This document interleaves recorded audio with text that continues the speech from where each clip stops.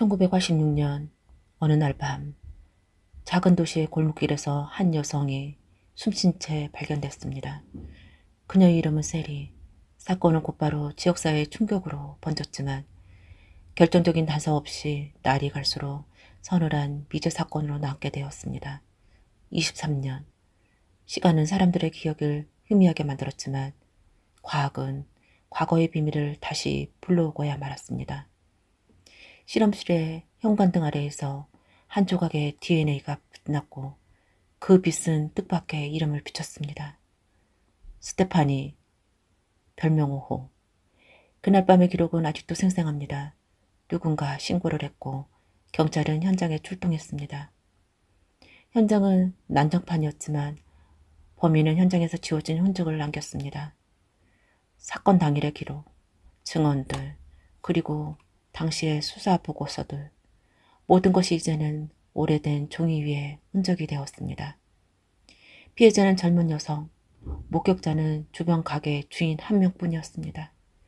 지문은 거의 남아있지 않았고 혈연 패턴으로 미루어 보아 변명이 급작스럽게 일어났다는 결론이 내렸습니다. 당시 수사의 결정적인 용의자는 특정되지 않았고 사건은 점차 미궁으로 빠져들었습니다.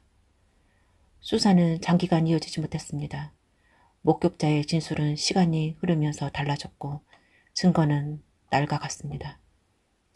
수사팀의 열정은 현실의 벽에 부딪혔고 사건은 공식의 기록 한 켠으로 보관되었습니다. 그러나 모든 미제 사건이 그렇듯 진실의 불씨가 완전히 꺼지지 않았습니다. 시계는 2009년을 가르쳤습니다. 과학 수사 기법은 눈부시게 발전했습니다. DNA 데이터베이스의 확장, 고감도 분석법의 도입, 이 모든 것은 과거 사건들을 다시 들여다볼 기회를 제공했습니다. 당시 수사관들은 오히려 오래된 증거 봉투를 다시 열게 되었습니다. 증거 채취 당시 보존 상태가 완벽하지 않았지만 남아있는 혈흔과 조직 샘플을 현대 기법으로 재분석하면 새로운 단서가 나올 가능성이 있었습니다. 그리고 실제로 한 조각의 미세한 DNA가 사건의 향방을 바꿨습니다. 그것은 당시 현장에서 확보된 작은 혈흔 조각이었습니다. DNA 분석 결과 예리한 칼날처럼 모두의 가슴을 베었습니다. 분석이 가리킨 대상은 놀랍게도 한때 사건 관련 수사에 참여했거나 현장과 연관된 인물 중 한 명이었습니다. 이름은 스테파니. 그녀는 당시 여성 경찰관으로 사건 초기 수사 과정에서 소속되었을 가능성을 제기된 인물이었습니다. 별명으로 호. 이 단어는 수사의 비공식 기록에서만 존재했던 코드명이었습니다. 우리는 이 결과를 신중히 다뤄야 합니다. 과학적 근거를 토대로 한 결과지만 한 사람의 삶과 명예가 얽혀 있으므로 절차를 엄격하게 따라야 합니다. 수사팀은 신중하게 절차를 밟아 증거를 재확인했고 추가 감정 의뢰를 했으며 잠복과 자료조사를 동시에 진행했습니다. 스테파니, 그녀는 누구였을까? 젊은 시절 경찰학교를 수료하고 지역 경찰서에서 근무했던 여성. 동료들 사이에서 유능하다는 평가와 함께 묘한 거리감을 주는 인물로 기억되었습니다. 일부는 그녀를 오호라 불렀습니다. 단순히 별명인지 아니면 다른 의미가 담긴 코드명인지 당시 기록은 모호했습니다. 스테파니는 사건 현장에서 꼼꼼한 편이었습니다.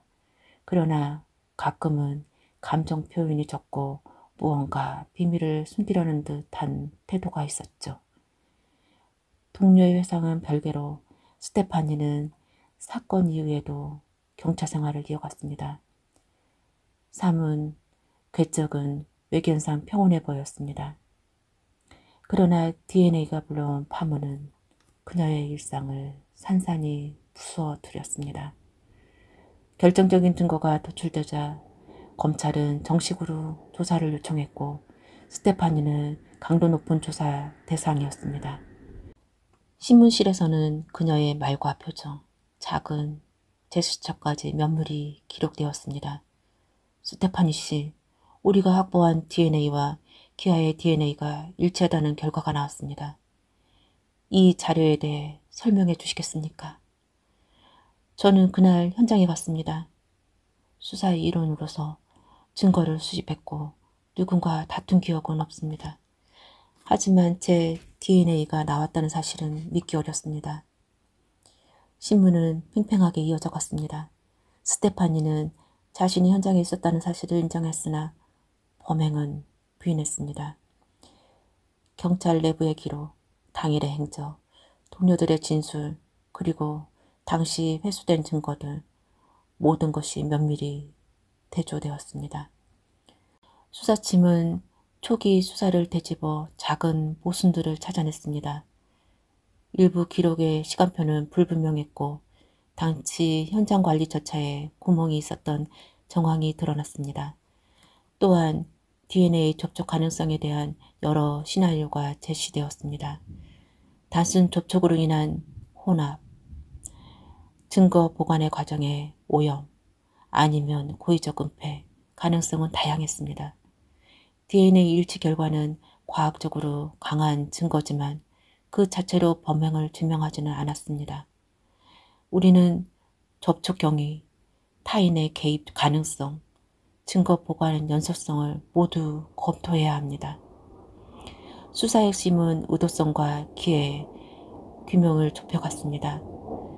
스테파니에게 범행 동기가 있었는지, 범행을 저지르는 시간적, 물리적 여건이 있었는지, 수사는 이제 인간관계와 심리적 동기에까지 파고들었습니다. 수사 보도가 공개되자 지역사회는 분열됐습니다. 일부는 당연히 충격받았고 일부는 의심과 불신을 품었습니다. 스테파니의 주변인들은 언론 인터뷰를 통해 각기 다른 목소리를 냈습니다. 스테파니는 이웃으로 평소 조용했어요. 하지만 누군가를 해칠 사람으로 보이지 않았습니다. 그녀가 왜 범인일 거라고 생각하나요? 수사에는 더 많은 검증이 필요합니다. 반응은 엇갈렸지만 수사는 계속되었습니다. 증언이 엇갈릴수록 진술은 더 공교한 증거를 요구했습니다. 결국 사건을 바꿔놓을 만한 진술이 등장합니다.